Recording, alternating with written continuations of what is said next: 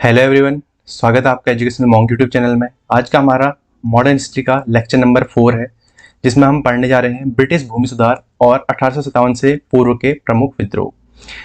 ये टॉपिक आपके आगामी एग्जाम्स के लिए काफ़ी ज़्यादा इंपॉर्टेंट होने वाले हैं। साथ ही साथ मैं आपको रिकमेंड करूँगा कि सामाजिक सुधार आंदोलन का वीडियो भी आप देख लीजिएगा। इसी हिस्ट्री की प्लेलिस्ट में मैंने डाला हुआ है सामाजिक सुधार आंदोलन और गवर्नर जनरल वाला, गवर्नर जनरल और वायसराय के बारे में, जिसमें मैंने बता रखा है। इससे आपको क्या होगा, क्रोनोलॉजी समझने में आसानी होगी। तो आज के लेक्चर की शुरुआत करते हैं।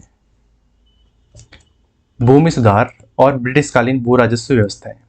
तो ब्रिटिशर्स ने मेनली भूमि सुधार के लिए क्या करा और इसका रीजन क्या था। भूमि सुधार बेसिकली सिंपल सा है कॉन्सेप्ट। ब्रिटिशर्स को क्या था, टैक्स कलेक्ट करना था, ज़्यादा से ज़्यादा टैक्स कलेक्ट करना था और अपना खजाना भरना था और इंडिया को लूटने का यही था मेन मोटिव, तो यही रहता था। तो 3 प्रमुख भू राजस्व व्यवस्थाएं थी। कौन कौन सी? स्थायी बंदोबस्त, जिसको परमानेंट सेटलमेंट बोला जाता है, रैयतवाड़ी व्यवस्था और महलवाड़ी व्यवस्था। ये जो स्थायी बंदोबस्त है, ये किसने शुरू करा था? कॉर्नवालिस ने। इसी ने एक और इम्पोर्टेंट फैक्ट इसके साथ याद रखना, दरोगा प्रणाली, जो अभी भी दरोगा सिस्टम हम पुलिस में वर्ड यूज करते हैं, दरोगा वर्ड, वो यहीं से दरोगा प्रणाली कॉर्नवालिस ने ही शुरू करी थी। जमींदारी जो थानेदार थे उनको हटाकर क्या बोला, दरोगा प्रणाली की शुरुआत करी थी। किसने? कॉर्नवालिस ने। अब इसको समझते हैं मैप के हेल्प से। मैप के हेल्प से समझेंगे तो लॉन्ग टर्म तक आपको मेमोराइज रहेगा। तो सबसे पहले आता है परमानेंट सेटलमेंट या स्थायी बंदोबस्त। ये कहाँ से शुरू हुआ? बेसिकली सबसे पहले जो भी चीज़ें होती थी बंगाल से होती थी, क्योंकि बंगाल प्रॉस्परस था काफ़ी ज़्यादा। आज के बंगाल में और पहले के बंगाल में बहुत ज़्यादा फर्क था। बंगाल कैपिटल होती थी, यहीं से सारे के सारी चीज़ें, निर्यात आयात सब चीज़ें, सारे का सारा व्यापार यहीं चलता था। बंगाल बहुत इंपॉर्टेंट। तो सबसे पहले शुरुआत यहीं से हुई, बंगाल से। बंगाल के साथ बिहार, उड़ीसा, ये वाला पार्ट सब बंगाल के अंदर ही आता था और कुछ कुछ हिस्से यूपी के, और ये सब जो ये पूरा रीजन है यूपी उड़ीसा के, इन सब रीजन में क्या था, परमानेंट सेटलमेंट या स्थायी बंदोबस्त। महलवाड़ी व्यवस्था कहाँ थी? महलवाड़ी व्यवस्था थी आपके उत्तर पश्चिमी क्षेत्र में, पंजाब, यूपी और राजस्थान के कुछ इलाके, अभी जो राजस्थान के इलाके बोल सकते हैं, उस उन इलाकों में क्या था, महलवाड़ी व्यवस्था। और रैयतवाड़ी व्यवस्था थी आपकी साउथ में, मद्रास वाले इलाका हो गया और बॉम्बे, इन इलाकों में क्या थी आपकी रैयतवाड़ी व्यवस्था। बॉम्बे काफ़ी बड़ा था, अभी का बॉम्बे और पहले के बॉम्बे में फर्क था। इस तरीके से चीज़ें हुई थी। इस मैप को आप मेमोराइज करने की कोशिश कीजिएगा, दिमाग में पिक्टोग्राफिक जो होता है ना, काफ़ी लॉन्ग टर्म तक याद रहता है। अब देखते हैं वन बाय वन सेटलमेंट्स को। पहला है स्थायी बंदोबस्त। स्थायी बंदोबस्त या परमानेंट सेटलमेंट। परमानेंट सेटलमेंट 1793 में इसकी शुरुआत हुई थी। कौन लेके आया था? कॉर्नवालिस, और जॉन सोर का भी इसमें हाथ था। तो 1793 में कॉर्नवालिस लाया था। इसका अन्य नाम क्या था? जमींदारी प्रथा। और कहाँ लागू हुआ? बंगाल, बिहार, उड़ीसा, उत्तर प्रदेश और मध्य प्रदेश के कुछ इलाकों में। ठीक है, यहाँ ये लागू हुआ। कौन सा? स्थायी बंदोबस्त। इसकी विशेषताएं क्या थी? किसानों से भू राजस्व कौन लेता था इसमें? जमींदार, यानी कि बिचौलिए होते थे। एक तरफ किसान है, एक तरफ ब्रिटिशर्स हैं, और बीच में कौन है इनके? जमींदार। ये जमींदार क्या करते थे? मध्यस्थ का काम करते थे, बिचौलिए बनते थे। और जमींदार ही क्या होता था? भूमि का मालिक भी होता था। किसान क्या होते थे? किराएदार, जिसमें खेती करते थे। जमींदार की जमीन है और उसमें खेती करने के लिए किसानों को क्या रखा है? एज ए किराएदार रखा गया है। तो इसमें जो राजस्व है उसको परमानेंट, यानी कि बेसिकली स्थायी राजस्व था। और किसान क्या बन गए? किराएदार बन गए थे। कर न देने पर क्या होती थी? भूमि की नीलामी हो जाती थी, भूमि की जब्ती कर देते थे ब्रिटिशर्स। तो इसलिए जमींदार, ब्रिटिशर्स क्या करते थे? जमींदारों पर प्रेशर डालते थे, जमींदार किसानों पर डालते थे। ब्रिटिशर्स ने बोला कि डायरेक्ट किसानों से क्या करना, हम जमींदारों पर फोकस करते हैं, वो अपने आप अपने हिसाब से वसूली करेंगे। और इसमें टैक्स किस तरीके से लिया जाता था, ये इंपॉर्टेंट है, एग्जाम में से क्वेश्चन बन सकता है। राज्य को कितना? 10/11 और जमींदार को 1/11, यानी कि किसान से जो टैक्स मिल रहा है, जैसे 100 रुपये मिल रहा है, 110 मान लेता हूँ, थोड़ा सा समझने में आसानी होगी। 110 रुपये अगर किसान का टैक्स लग रहा है, उसमें से ब्रिटिशर्स के पास कितना जाएगा? 10/11, यानी कि 100 रुपया ब्रिटिशर्स के पास जाएगा और जमींदार के पास कितना जाएगा? 10 रुपये जाएगा। इस तरीके से चीज़ें चलती थी। मतलब 1/10 भाग, 1/11 भाग जमींदार के पास और 10/11 भाग ब्रिटिशर्स के पास, यानी कि 90% तो ब्रिटिशर्स ले लेते थे और 10% जमींदार लेते थे। तो इससे क्या करते थे? जमींदार और ज़्यादा टैक्स और ज़्यादा टैक्स, इस तरीके से क्या हो गए? किसान गरीब और गरीब होते रहे। इस तरीके से चीज़ें चली। और इसमें एक सनसेट क्लॉज था। सनसेट क्लॉज में क्या था? सूर्यास्त तक, यानी कि अगर कहीं से टैक्स लेना है तो उसका टाइमिंग क्या रहेगी? शाम का सूर्यास्त। उस टैक्स के लिए टाइमिंग क्या रहेगी? सूर्यास्त। अगर सूर्यास्त तक उसने टैक्स दे दिया तो ठीक है, नहीं दिया तो जमीन जब्त। इस तरीके से चीज़ें चलती थी। तो ये काफ़ी कठोर, इसने क्या कर दिया था, लोगों को कठोर रूप से प्रताड़ित कर दिया था और जमींदारी की नीलामी कर दी जाती थी, उसकी जमींदारी जब्त कर ली जाती थी। तो जब जमींदार को डर था तो फिर वो किसानों पर प्रेशर डालता था। इस तरीके की चीज़ें चलती थी स्थायी बंदोबस्त में। अगली व्यवस्था थी रैयतवाड़ी व्यवस्था। ये 1820 में आई थी। कौन लेके आए इसे? थॉमस मुनरो और रीड लेके आए थे इसे। मुनरो और रीड, याद रखना, मुनरो और रीड, रैयतवाड़ी व्यवस्था। रीड, रैयतवाड़ी। इसका जो बेस है ना, ये था Ricardian theory of rent, Ricardian किराए का सिद्धांत। कभी कभी एग्जाम में क्वेश्चन बन सकता है, तो ध्यान रखिएगा, रिकार्डियन थ्योरी ऑफ रेंट पे बेस था कौन सा? रैयतवाड़ी व्यवस्था। रिकार्डियन, रीड, रैयतवाड़ी सब क्या है? आपस में एक दूसरे से लिंक है। इसमें रैयत का मतलब क्या था? रैयत का मतलब होता था किसान। इसमें क्या करा? जमींदारों को हटाया और बोला कि सीधे किसानों से टैक्स लिया जाएगा। किसान सीधे राज्य को यानी कि ब्रिटिशर्स को भू राजस्व का भुगतान करते थे। इस व्यवस्था में जमींदारों जैसे बिचौलियों की भूमिका नहीं थी और 20-30 वर्ष बाद इसका संशोधन किया जाता था और इसको लागू किया गया था स्पेसिफिकली मद्रास क्षेत्र, जो तमिलनाडु केरला वाला जो एरिया है वहाँ इसको लागू किया गया था और साथ ही साथ बॉम्बे में भी इसे लागू किया गया था। बॉम्बे यानी कि महाराष्ट्र वाला एरिया बोल सकते हैं। इसका प्रभाव क्या हुआ? अत्यधिक भू राजस्व हुआ। सूखा, बाढ़ में भी कर देना पड़ता था। किसानों से ले रहे हैं तो डायरेक्ट किसानों से कोई मतलब नहीं है कि क्या उसकी सिचुएशन है, उसकी फसल सही है, जा रही है नहीं जा रही है, बस उसको देना है, टैक्स देना है। साहूकारों पर निर्भरता बढ़ गई थी, जिससे क्या हो गया? वो ऋण के बोझ के तले दब गए थे। साहूकारों से लगातार ऋण लेते रहते थे क्योंकि टैक्स देना था किसानों को, ब्रिटिशर्स को। तो इसी के थ्रू क्या हुआ? 1875 में दक्कन दंगा भी हुआ और अनेक भूमियां बंजर भी हो गई। लोगों ने खेती करना ही छोड़ दिया इस तरीके से। फिर क्या हुआ? अगली व्यवस्था मालवाड़ी व्यवस्था। मालवाड़ी व्यवस्था 1822 में आई। इसको लाया था कौन? Holt Mackenzie. Mackenzie Mahalwari, M से मैकेंजी, एम से मालवाड़ी। अभी आगे देखेंगे, इसको ट्रिक समझेंगे कैसे याद कर सकते हैं। ये कहाँ का लागू हुआ? पंजाब और उत्तर पश्चिमी प्रांत, उत्तर पश्चिमी सीमा प्रांत या उत्तर पश्चिमी प्रांत जिसमें पाकिस्तान का हिस्सा भी अभी उस समय तो क्या था? भारत के अंदर ही था, तो वहाँ भी ये लागू था। ब्रिटिश पंजाब, ये सब जो इलाके हैं वहाँ ये लागू था। तो इसकी मुख्य विशेषताएं क्या थी? भूमि राजस्व। महाल मतलब गांव होता था, तो पूरे गांव की ओर से वसूला जाता था, यानी कि इंडिविजुअल किसान नहीं, तो राजस्व गांव के मुखिया को जिम्मेदारी दे दी कि भाई आप वसूल करके दो। इसमें जमींदार की ओर से नहीं बल्कि गांव की ओर से राजस्व जमा किया जाता था। और महाल का अर्थ क्या होता था? गांव या गांव के समूह को महाल बोला जाता था। महाल को एकल राजस्व का यानी सिंगल रेवेन्यू यूनिट माना जाता था। तो ये होगी महालवाड़ी व्यवस्था। तो अब इसको मेमोराइज करते हैं। कॉर्नवालिस पहली वाली है, जमींदारी व्यवस्था, स्थायी बंदोबस्त, कॉर्नवालिस। तो क्या करा? जमींदार ने जमीन पर क्या करा? जमींदार क्या करेगा? जमीन पर कॉर्न उगाएगा और वो स्थायी रूप से उगाएगा। इस तरीके से याद रख सकते हैं। मुनरो और रीड, रीड से रैयत और सीधे सरकार को देगा 1820 में। मैकेंजी से महालवाड़ी और गांव का मुखिया देगा 1822 में। रीड से रैयत से ही रिकार्डियन थ्योरी ऑफ रेंट, और रीड रैयत सीधे सरकार को। पहले वाले में ही सिर्फ बिचौलिए थे, फिर आगे वालों में बिचौलिए नहीं थे। 1793 कॉर्न उगाएगा जमींदार, स्थायी बंदोबस्त। रीड रैयत सीधे सरकार के पास जाएगा 1820। मैकेंजी महाल, गांव का मुखिया 1822। मैकेंजी महाल, मो इस तरीके से याद रख सकते हैं। अब देखते हैं 1857 से पूर्व के प्रमुख विद्रोह। जो सभी भूमि सुधार लाए थे, इनकी वजह से ही भी काफी सारे विद्रोह हुए थे। किसान तो स्पेसिफिकली जितने भी सारे किसान विद्रोह हुए थे उसमें एक न एक रीजन ये जो टैक्स सिस्टम जो लाए थे अंग्रेज, ये भी था, क्योंकि काफी ज्यादा असंतोष हो गया था, लोग बर्बाद हो चुके थे एक तरीके से। लोगों की सूखा, अकाल, हर टाइम पे टैक्स देना है और अलग अलग तरीके से शोषण किया जा रहा है, ये सब चीजें चली थी।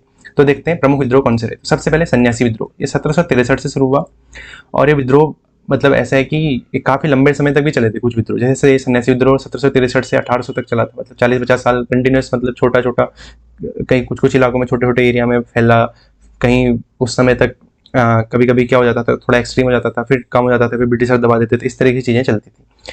तो 1763 से शुरू हुआ। कहाँ से शुरू हुआ? बिहार और बंगाल से शुरू हुआ। इसमें जो प्रमुख नेता थे, इनके नाम काफी ज्यादा इंपॉर्टेंट है। मजनून शाह, भवानी पाठक, देवी चौधरानी, ये लेडी थी, इनका नाम याद रखिएगा, देवी चौधरानी, काफी इंपॉर्टेंट फिगर है। इसमें ये इस समय जो गवर्नर जनरल कौन था? हेस्टिंग के टाइम पे ये ज्यादा एक तरीके से पीक पे चले गया था। हेस्टिंग आया था ना आपका 1772 के आसपास आया था हेस्टिंग, तो उसमें क्या हो गया, काफी ज्यादा फैल गया था और सन्यासी विद्रोह के साथ साथ फकीर विद्रोह का भी सामना करना पड़ा था। इसमें एक इंपॉर्टेंट बुक इससे संबंधित है, आनंद मठ, जिसे बंकिम चंद्र चट्टोपाध्याय ने लिखा है। इसमें 1763 का जो सन्यासी विद्रोह है उसका अच्छे सा उल्लेख मिलता है। और ये बंकिम चंद्र चट्टोपाध्याय कौन है? जिन्होंने वंदे मातरम, जो हमारा राष्ट्रीय गीत है, उसको भी इन्होंने लिखा था, बंकिम चंद्र चट्टोपाध्याय ने। सन्यासी विद्रोह के कारण क्या थे? आर्थिक शोषण, पहली चीज तो यही थी, भारी कर, भूमि छीनना, और जो सन्यासी थे बेसिकली हिंदू और मुस्लिम दोनों की दान भिक्षा पर रोक लगा दी थी अंग्रेजों ने। ये तो कर ही रहे थे, साथ ही साथ अपनी मिशनरी एक्टिविटी यानी कि ईसाई धर्म का प्रचार प्रसार भी लगातार बढ़ते जा रहा था, जिससे फकीर और सन्यासी जो थे उन्होंने विद्रोह करना शुरू करा।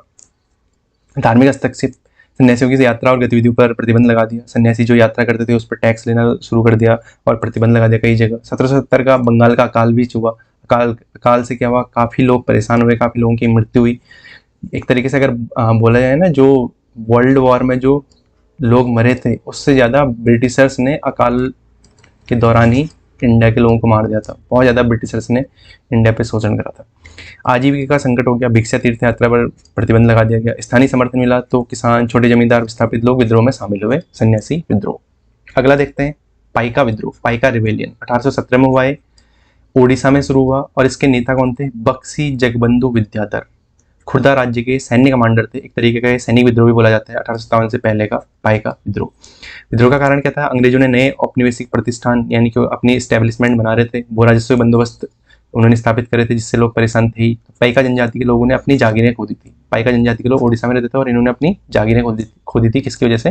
अंग्रेजों की वजह से। तो इसी वजह से क्या हुआ, पाइका रिबेलियन आया।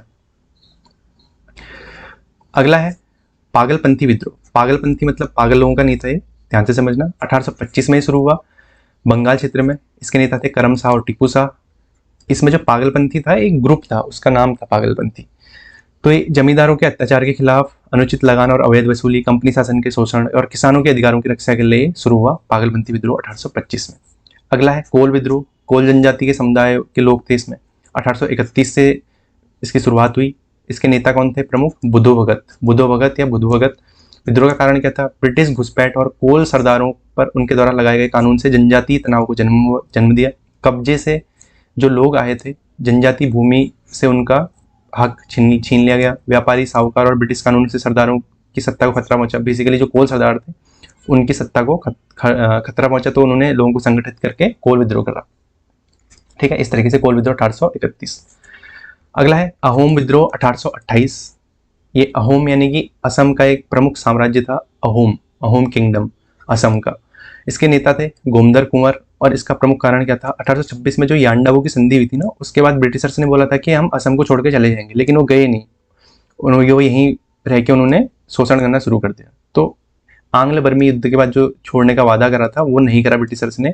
इसी वजह से अहोम राजवंश जो राजा था वो उसके लोग और स्थानीय जनता में असंतोष बढ़ा और जिससे क्या हुआ, अहोम विद्रोह शुरू हुआ। तो अहोम राज्य की संता समाप्त करी जा रही थी, तो अहोम किंगडम की जगह ब्रिटिशर्स ने अपना रूल लागू कर दिया था। तो इस तरीके से ये चीज़ें चली।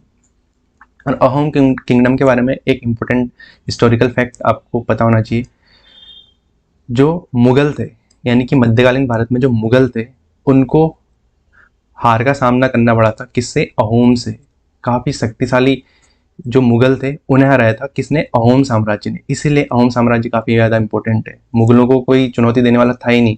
उनके जो पीक टाइम पे हराया था, यानी कि अकबर के समय पे मुगलों को जो हराया था किसने? अहोम ने हराया था। इनकी नेवी बहुत स्ट्रांग थी और ब्रह्मपुत्र नदी के आसपास ही ये अहोम किंगडम स्थापित था। तो मुगलों को हराया था इन्होंने। 1671 में हुआ था सराय घाट का युद्ध, ये याद रखिएगा, मेडिवल हिस्ट्री का टॉपिक है। अहोम सेनापति कौन थे उस समय? लचित बोरफुकान। ये काफ़ी एक लेजेंडरी फिगर है असम में। मुगल सेनापति कौन था? राम सिंह को हराया था और मुगलों की पराजय हुई थी। मुगलों की बहुत बड़ी पराजय हुई थी उस समय। मुगल पूरे इंडिया पे काबिज थे और उनको किसने हराया? अहोम किंगडम ने। और इसी से रिलेटेड एक इम्पोर्टेंट फैक्ट है, चरायदेव मैडम ये है, इसको यूनेस्को वर्ल्ड हेरिटेज साइट में लिया गया है। ये क्या थे? असम के जो अहोम राजवंश की शाही समाधियाँ हैं। ये शिव सागर से 28 किलोमीटर दूर है असम में ही। यहाँ मृतकों को उनके सामान सहित दफनाया जाता है, जैसे हड़प्पा में होता था ना, उसी तरीके से। तो इस तरीके से मैडम बनाए गए टीले। ये टीले नुमा संरचना के कारण असम के पिरामिड बोला जाता है। और भारत का 43वां और पूर्वोत्तर भारत का पहला यूनेस्को विश्व धरोहर स्थल है। काफी इंपोर्टेंट फैक्ट है, याद रखिएगा। अहोम किंगडम से चरायदेव मैडम और अहोम विद्रोह का हुआ था 1828 में। अगला देखते हैं हो और मुंडा विद्रोह। ये 1820-1837 में हुआ था। ये कंटिन्यूस चला था बिरसा मुंडा की मृत्यु तक। फिर उसके बाद थोड़ा सा स्लो हो गया था, उन लगभग 1900 के आसपास तक ये विद्रोह ठीक ठाक चला था।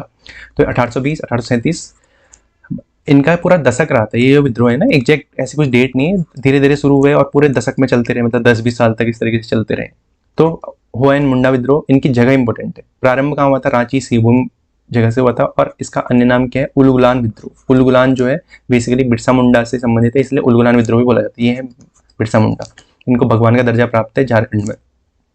मुख्य कारण क्या था? दिकू। दिकू जो थे बाहरी लोग थे, बाहरी लोगों के विरुद्ध आक्रोश, क्योंकि अंग्रेज आके क्या करते थे, जो जनजातियां थी उनके वनों पर, यानी कि वन संसाधनों पर क्या कर रहे थे? अतिक्रमण कर रहे थे। इसी वजह से विरोध शुरू करा आदिवासी जनजातियों ने। तो बाहरी लोगों को क्या बोलते थे? दिकू। और अंग्रेजों का जो भी साथ देता था सब दिकू होते थे, चाहे वो हिंदुस्तानी क्यों ना हो।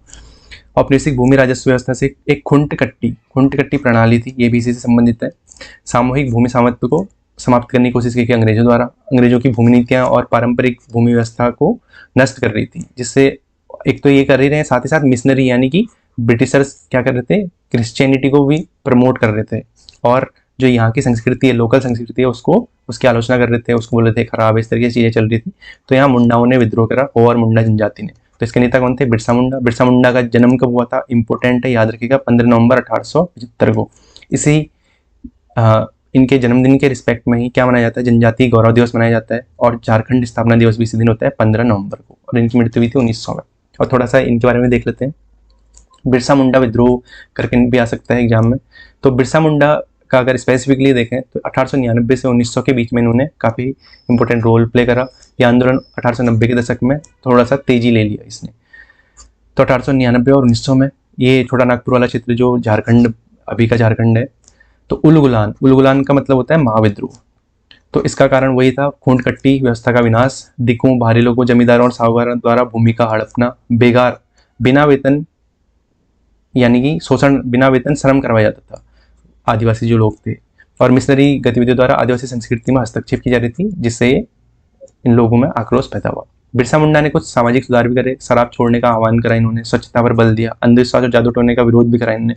स्वयं को इन्होंने धरती आबा, धरती का पिता बोला, क्योंकि कुछ न कुछ लोगों को एक तरीके से एकजुट करने के लिए और उनको किसी एक मोटो के लिए, उनके माइंडसेट को बदलने के लिए इन्होंने धरती आबा, खुद को धरती का पुत्र बोला, इसलिए झारखंड में इन्हें भगवान का दर्जा प्राप्त था। अभी प्रमुख घटनाक्रम क्या हुए थे इसमें? 1894 में बिरसा मुंडा ने कर न देने और साहूकारों से ऋण न लेने का आह्वान करा।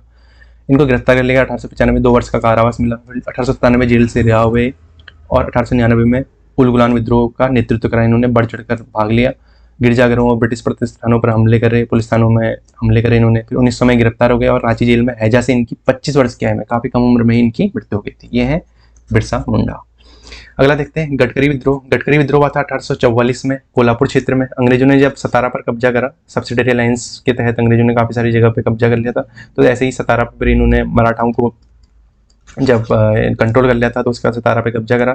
तो वहाँ जो कृषि भूमि थी उसमें गडकरियों की भूमि थी, इसलिए इन्होंने विद्रोह करा 1844 में। अगला है संथाल विद्रोह, काफी इंपॉर्टेंट है। 1855 में सिद्धू और कान्हो मुर्मू दो भाई थे, इनका काफी इंपॉर्टेंट रोल प्ले करा इस विद्रोह में। इस विद्रोह के प्रमुख कारण क्या थे? स्थायी बंदोबस्त के कारण जो शोषण हो रहा था, जमींदारों का अत्याचार, महाजनों द्वारा ऊंची ब्याज दरों पर ऋण जो दिया जा रहा था, भारी लगान कर वसूली, ब्रिटिश प्रशासन का आर्थिक एवं सामाजिक शोषण, और साथ ही साथ अपना स्वशासन स्थापित करने की जो इनकी इच्छा थी, उसके तहत संथाल विद्रोह हुआ। तो ये है संथाल विद्रोह 1855 में। सिद्धू और कान्हो मुर्मू नाम याद रखिएगा। अगला है खोंड विद्रोह। खोंड विद्रोह 1837 से 1856 के बीच में चला। ये उड़ीसा में हुआ। इसके नेता कौन थे? चक्र बिश्नोई। और जनजातीय आदिवासी विद्रोह था। विद्रोह के कारण क्या थे? ब्रिटिश सरकार द्वारा क्या किया गया? मारिया प्रथा थी, मानव बलि प्रथा थी, मानव बलि प्रथा को रोक लिया गया। तो इससे वहाँ के लोगों ने, जो आदिवासी समुदाय था, उन्होंने कहा हमारी संस्कृति पर हस्तक्षेप कर रहे, तो इन्होंने विद्रोह करा। नए करों का आरोपण किया, ब्रिटिश ने नए कर लगाए, जमींदारों का प्रवेश हो गया, साहूकार महाजनों की बढ़ती संख्या, शोषण, और आदिवासियों के सामाजिक और पारंपरिक जीवन में ब्रिटिश हस्तक्षेप के कारण एक खोंड विद्रोह हुआ उड़ीसा में। चक्र बिश्नोई इससे संबंधित है। अगला है माओ मारिया विद्रोह। ये असम क्षेत्र का विद्रोह है। 1769 से 1805 के बीच में रहा था, और असम और वर्तमान बांग्लादेश के कुछ भागों में। इसमें प्रमुख नेता कौन थे? कृष्ण नारायण। बेसिकली जो माओ मारिया है ना, ये अहोम साम्राज्य से संबंधित है। अहोम साम्राज्य में क्या कर रहे थे? ब्रिटिश हस्तक्षेप के कारण जो अहोम साम्राज्य था, साम्राज्य के जो लोग थे, जो राजा वाजा, उन्होंने विद्रोह करा था बेसिकली माओ मारिया विद्रोह। अगला है पलामू या चेर विद्रोह। 1800 से 1802 के बीच में ये थोड़ा सा पीक पे रहा था। चेर विद्रोह, पलामू विद्रोह। पलामू झारखंड में, छोटा नागपुर क्षेत्र। प्रमुख नेता कौन थे इसमें? भूखन सिंह, बस इतना याद रखिएगा, पलामू विद्रोह भूखन सिंह। अगला है पोलीगर विद्रोह। पोलीगर विद्रोह 1799 से 1805 के बीच में हुआ था। पोलीगर बेसिकली जो साउथ में यानी कि केरला साइड में जो एक तरीके से जमींदार होते थे या जो अमीर लोग होते थे वो पोलीगर एक कम्युनिटी की तरह रहते थे, मतलब इस तरीके से इनको पोलीगर बोला जाता था। तो ये तिरुनेलवल्ली, रामनाथपुरम, शिवगंगा, शिवगिरी, मदुरई, उत्तरी अर्कॉट, अर्कॉट वाला जो क्षेत्र था कर्नाटका वाला, जो पूरे एरिया को अर्कॉट बोलते थे, तो वो वाला पूरा तमिलनाडु वाले जो एरिया को अर्कॉट बोलते थे, उस इलाके में हुआ था पोलीगर विद्रोह। इसमें प्रमुख नेता कौन थे? कट्टा बोमन नायकन, बस इनका नाम याद रखना, कट्टा बोमन नायकन। पोलीगर विद्रोह से पोलीगर उन सामंतों को संदर्भित करता है जो नायकों द्वारा प्रदत्त किलेबंद क्षेत्रों पर शासन करते थे। बेसिकली वो जिस तरीके से जमींदार होते हैं उसी तरीके से मान सकते हैं कि एक काफी बड़े एरिया पे राज करते हैं जो नायक होते थे, जो विजयनगर साम्राज्य जैसे नायक होते थे, जो मंत्री होते थे, तो उनको लैंड दी जाती थी, तो उससे संबंधित है पोलीगर। तो काफी सारी जमीन होती थी, एक तरीके की जमींदारी बोल सकते हैं। तो इनके जो जमीन थी उस पर क्या कर रहे थे? ब्रिटिश ईस्ट इंडिया कंपनी द्वारा दमनकारी नीतियां स्थापित कर दी थी, जिसके कारण इन्होंने विद्रोह करा। ब्रिटिश पारंपरिक सामंती व्यवस्था को समाप्त करना चाहते थे, इसलिए पोलीगरों ने विद्रोह करा 1799 से 1805 के बीच में। कट्टा बोमन नायकन इसमें इंपोर्टेंट फिगर थे। अगला है दीवान वेलुथम्पी का विद्रोह 1808 से 1809 के बीच में। त्रावणकोर क्षेत्र में, त्रावणकोर जो राजा मार्तंड वर्मा से संबंधित है, ध्यान रखिएगा उनका नाम, वो भी यहीं से बिलोंग करते हैं। प्रमुख नेता दीवान वेलुथम्पी थे इसमें। दीवान वेलुथम्पी ने क्या करा? त्रावणकोर और अंग्रेजों के मध्य 1795 में हस्ताक्षरित संधि, जिसने राज्य को कर्ज में डुबो दिया। इसके अलावा त्रावणकोर में रहने वाले ब्रिटिश नागरिकों ने राज्य के आंतरिक मामलों में हस्तक्षेप करा। अंग्रेज वही डिवाइड एंड रूल वाली पॉलिसी अपना रहे थे, यानी कि एक दूसरे को भड़का रहे थे, आपस में ही लड़वा रहे थे। इस तरीके से जो दीवान वेलुथम्पी था, इसको हटाने की मांग चल रही थी, तो इसी में इन्होंने विद्रोह कर दिया। दीवान वेलुथम्पी का विद्रोह या वेलुथम्पी विद्रोह त्रावणकोर से संबंधित है, दीवान वेलुथम्पी से। अगला कोया विद्रोह। कोया विद्रोह अलग अलग टाइम पे रहा, 1803 में भी हुआ, 1840 से 62 तक रहा, फिर 79-80 में भी हुआ। तो कोया विद्रोह कहाँ हुआ था, ये इंपॉर्टेंट है, पूर्वी गोदावरी क्षेत्र में। प्रमुख नेता कौन थे? टोम्मा डोरा और राजा अनंत नयार। इसका प्रमुख कारण क्या था? वनों पर पारंपरिक अधिकारों का क्षरण, लकड़ी और चराई पर कर बढ़ाने से मनसबदारों का जो प्रयास कर रहे थे, पुलिस की जबरदस्ती और साहूकारों द्वारा शोषण, ताड़ी जो होती है ना एक शराब, उसके घरेलू उत्पादन को प्रतिबंधित कर दिया जाता था और आबकारी शुल्क लगा दिया था, उसमें उत्पाद शुल्क लगा दिया था, आबकारी उत्पाद शुल्क, इसलिए हुआ था कोया विद्रोह। अगला है सिंगफोस विद्रोह 1830, 31, 39 और 1849 में रहा है। सिंगफोस एक जनजाति है, असम के आसपास वाले इलाके में ये हुआ था। असम बर्मा जो सीमा है वहाँ पे निरंगा फिदूस से संबंधित 1849 में सिंगफोस विद्रोह। अगला है कोली विद्रोह 1829, 1839, 1844, 48, यानी कि 1829 से लेकर 1850 के बीच में रहा था। पश्चिमी घाट क्षेत्र में हुआ था, कोली समुदाय वहीं रहता है, कोली समुदाय से संबंधित है कोली विद्रोह। रीजन वही थे, अंग्रेजों की जो दमनकारी नीतियां थी, उनके जमीन पर हस्तक्षेप, उनके रिचुअल्स पर हस्तक्षेप, उनके कल्चर पर हस्तक्षेप, इस तरह से चीजें चली। अगला है खासी विद्रोह 1829 से 33 के बीच में, गारो जयंतिया पहाड़ियों के मध्य क्षेत्र में, सिलट क्षेत्र में हुआ था। प्रमुख नेता कौन थे? तीरथ सिंह का नाम याद रखिएगा, तीरथ सिंह खासी विद्रोह से। इन्होंने खासी, गारो, खापंती, सिंगफोस कुछ जो जनजातियां थी उनको इकट्ठा करके विद्रोह कराया। विद्रोह के प्रमुख कारण क्या थे? वही ब्रिटिश द्वारा खासी राज्यों का अधिग्रहण कर दिया था, ब्रह्मपुत्र नदी घाटी को सिलट से जोड़ने के लिए सड़क निर्माण कराया जा रहा था और उसमें जबरन श्रम, फोर्स्ड लेबर, यानी विदाउट रेन्यूमरेशन, यानी कि कोई उन्हें वेतन नहीं दिया जा रहा था, इस तरह की चीज़ें चल रही थी। तो खासी जनजातियों के समुदायों ने सोचा कि हमारी संस्कृति पर ये हस्तक्षेप कर रहे हैं और हमारे यहाँ की जमीन जंगल पर हस्तक्षेप कर रहे हैं, तो इसलिए खासी विद्रोह, तीरथ सिंह। अगला है भील विद्रोह। भील विद्रोह 1870 से 19 के बीच में, और बाद में भी हुआ था, 1857 के बाद में भी हुआ था, 1913 के आसपास भी हुआ था, यहाँ पे मैंने मेंशन कर दिया। तो खानदेश वाला जो इलाका है महाराष्ट्र और गुजरात में, वहाँ पे क्या करा, जो आदिवासी समुदाय आदिवासी जो जनजाति रहती थी, भील जनजाति, उन्होंने विद्रोह करा। क्यों करा? क्योंकि ब्रिटिशर्स ने खानदेश पर कब्जा कर लिया और ब्रिटिशर्स को बाहरी शासक मानते थे। रीजन क्या था? वन और भूमि अधिकारों का हनन हुआ, बेसिकली ब्रिटिशर्स यही करते थे। ब्रिटिश प्रशासन की दमनकारी नीतियां और आर्थिक शोषण से भील विद्रोह हुआ। अगला है चुवार विद्रोह, चुवार अपराइजिंग 1767 से 1802 के बीच में, ये छोटा नागपुर क्षेत्र में रही और बंगाल के कुछ इलाकों में जंगल महल विद्रोह भी बोला जाता है। इसे ध्यान रखना, जंगल महल विद्रोह या चुवार विद्रोह एक ही है। इसमें जो प्रमुख नेता थे कौन थे? दुर्जन सिंह। ये जनजातीय और कृषक विद्रोह था। इसके प्रमुख कारण क्या थे? आदिवासियों की भूमि छीनना, वही रीजन सेम ही है, आदिवासियों की भूमि छीन रहे हैं, कहीं लगान अधिक लगा रहे हैं, पारंपरिक भूमि का दोहन कर रहे हैं, जमींदारों का असंतोष, जो आदिवासी मुखिया हैं उनके अधिकार समाप्त कर रहे हैं, इस तरीके से चीजें चली, चुवार विद्रोह। अगला है रामोसी विद्रोह हुआ था 1822 से लेकर 29 के बीच में। ये पश्चिमी घाट में सतारा और पूना वाले इलाके में हुआ था। ये भी जनजाति और आदिवासी समुदाय जो रामोसी जनजाति है उनसे संबंधित है। रामोसी जो है पहले मराठा सेना में काम करने वाले सैनिक थे, निम्न सैन्य पदों पर कार्य करते थे। तो हुआ क्या, इसका कारण क्या रहा, 1818 में जब पेशवा की पराजय हुई, पेशवा को पेंशनर बना दिया था, तो मराठा शासन का अंत हो गया था तृतीय आंग्ल मराठा युद्ध के बाद। तो रामोसियों को बेसिकली इनका रोजगार खत्म हो गया। मराठाओं के लिए तो काम करते थे, मराठी नहीं रहे, अब वो खुद किसी और पे डिपेंड है, तो ये इनका रोजगार खत्म हो गया। इसीलिए मराठों के रिस्पेक्ट में या उनके पदच्युत करने के लिए इन्होंने विद्रोह करना शुरू करा और ब्रिटिश जो शासन की दमनकारी नीति थी उनसे विद्रोह करा, रामोसी विद्रोह। तो इस तरीके से हमने आज के लेक्चर में देखे 1857 से पहले के जितने भी विद्रोह हुए थे उनको हमने डिस्कस करा। बाकी देखते हैं नेक्स्ट लेक्चर में। Thank you.